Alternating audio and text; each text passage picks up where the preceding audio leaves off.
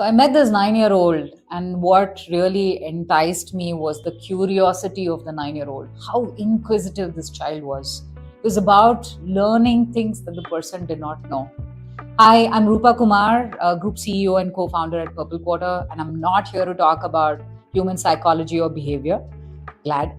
But I'm really going to talk about something that truly mesmerizes me, something that stuns me. I think this is about a magician.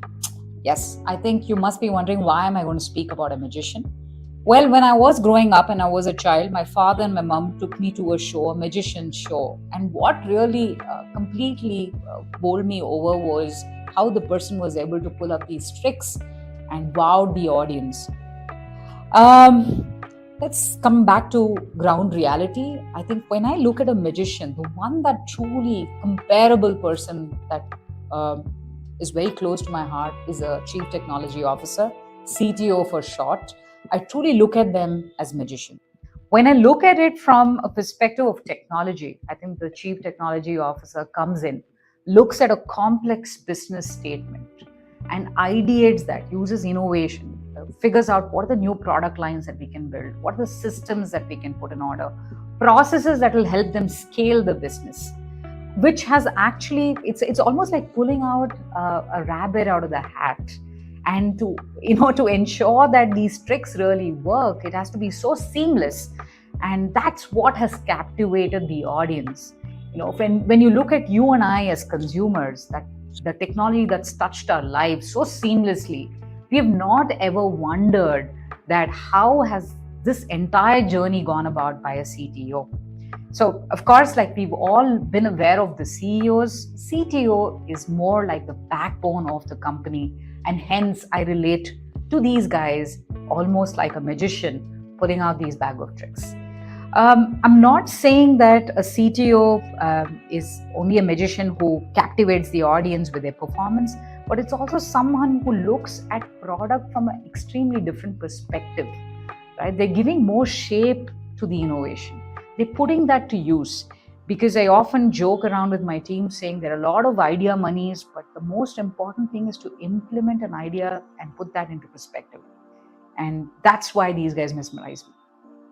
That brings us to the next question. Where will you find this wizard of the business world?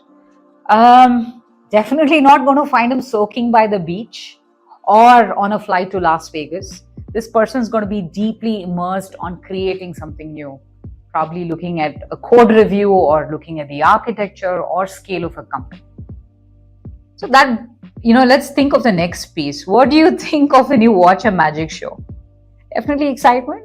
Along with excitement, you're anxious. You're not sure what you're in for.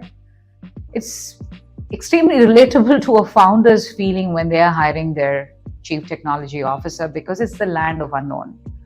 And the other piece as well that I look at it is, most often when we've dealt with founders, we realize that there's also a bit of ambiguity on what they want.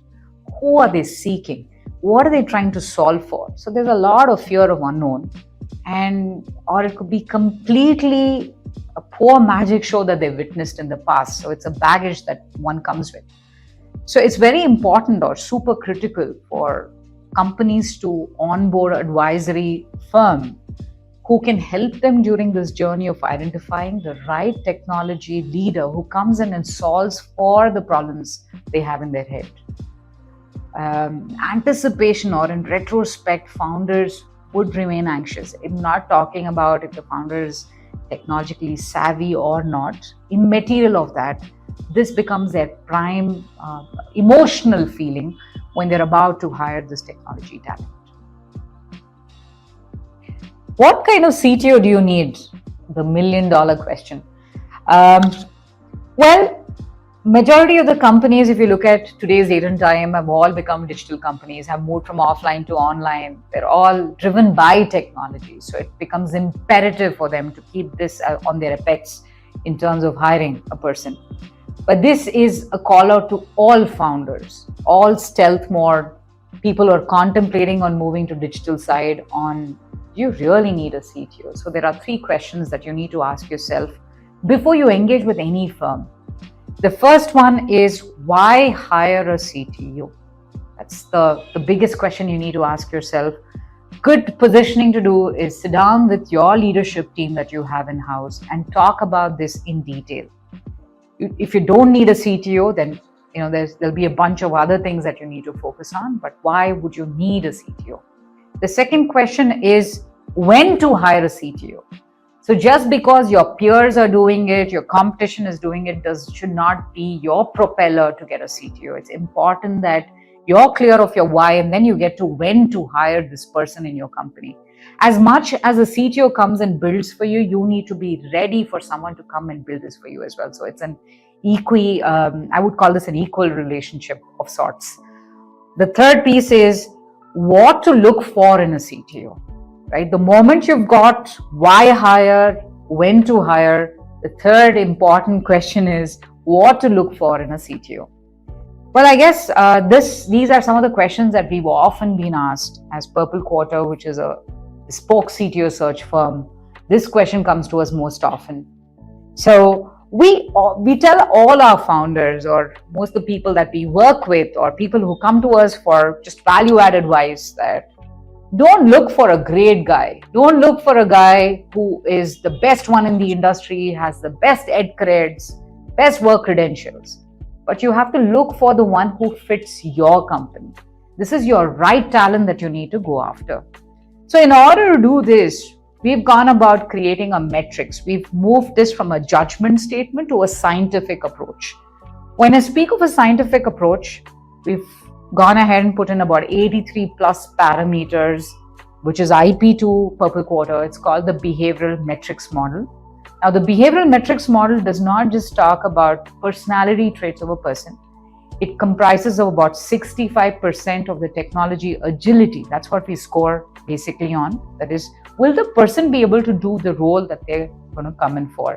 What kind of a role will the person be able to perform? I'll go deeper into that in a bit, but that's the piece that we focus on. And the other is also on their values, their behavioral traits, the personality, the person side that the person comes up with. So because location and everything becomes more in terms of how the person's thinking of a specific role. Now, if you were to look at how do we identify if the person's a right fit? So we have this demarked into 3 different buckets. Using this 83 plus parameters, we put them into 3 different buckets. The first one, we call it as a person who comes and creates. He's your creator. So think of it as a journey where you don't absolutely have no technology. You want someone to come and build this for you.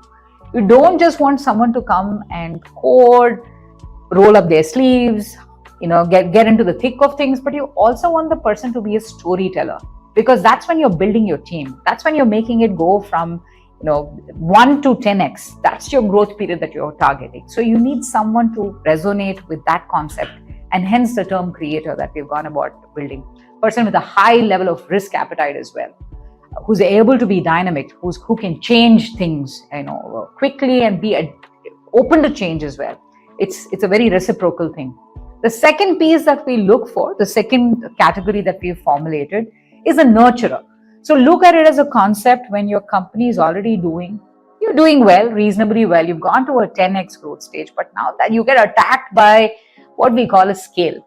So most companies go through this because you're often left wondering, hey, the person that I had before doesn't seem to scale up. The team's not scaling up. My product's not scaling up, but I have so many people coming onto my side. How do I build for scale? So to solve this, we bring in a nurturer. The nurturer is thinking more in terms of processes, developing for scale, is synchronizing most of this together so that it's in a more organized manner so that you can handle economies of scale, right? Building in for efficiency. So that's how you move from a 10 to 100 kind of a game. Yeah, you're talking in terms of $1 million to $1 billion in terms of business value. So that's when a nurturer comes in. Whereas when you'll think of the third stage where you need a change agent. Now, when you need a change agent is when you're already doing phenomenally well. You're $1 billion company. Your growth is great, but it has stagnated over a period of time. Well, I'm sure we've all done economics. We all know that after a certain point of time, the growth begins to plateau. So how do you move this up? How do you move this graph up is only through innovation. So the change agent comes in and looks for tools, mechanism, people on how to innovate either through new product lines or using approaches which will take your graph to the upward direction. So this is the bifurcation that we do of these three, what we have of all the technology leaders that we have in the system. What's interesting is we apply this tool also to the company. So we're not talking about companies from a company valuation stage, but we look at where they are from a technology landscape and a business landscape. And hence also put companies in these three different buckets. That is your creator bucket, your nurturer bucket, or your innovator or the change agent bucket. And then we do a marriage of sorts between these two. Of course, we indulge in a lot of courtship between both these parties because it's more relevant and important for you to meet these people more times over. If we encourage the leadership team to also be engaged in the search and meet the CTO or your potential prospect to meet most of your leadership team, because you're exposing them to your culture, your thought process, thought leadership, what are you building? So, there's more sync in terms of people to your vision that you're building. So that's what we encourage during the entire process. And that's how we go about identifying who is your right leader for your company. So it's not a one size that fits all. It's extremely customized, very driven and scientific, like I mentioned before. And that's how you go about hiring the person for your company. How did we come about with this? So this is a question we often get asked. Why are you guys niche? Why are you only looking at technology leadership search? Why only CTOs? Well, flashback into time, and for the record, I'd like to state that this didn't happen to us by choice. It was by chance. So back in the days when we were starting up 5 years ago, we saw a lot of talent move into India, loads of technology talent, and we were super impressed with the kind of credentials that they got into India. Extremely empowering. And we stood by the sidelines and took pride in the kind of searches that had happened. Well, what shook us most was the opportunity statement, that this talent that India had acquired did not last for long. And that is when we took up we looked at it as an opportunity statement and figured out, how can we solve for this? How can we look at a scientific approach of getting technology leadership talent to companies? So from being an India-focused firm, now we've become a global search firm. And since now that the rabbit is out of the bag and the tricks of the trade, and how to get your tech wizard, I'm sending you all good luck and loads of success on finding your next CTO. Thank you so much.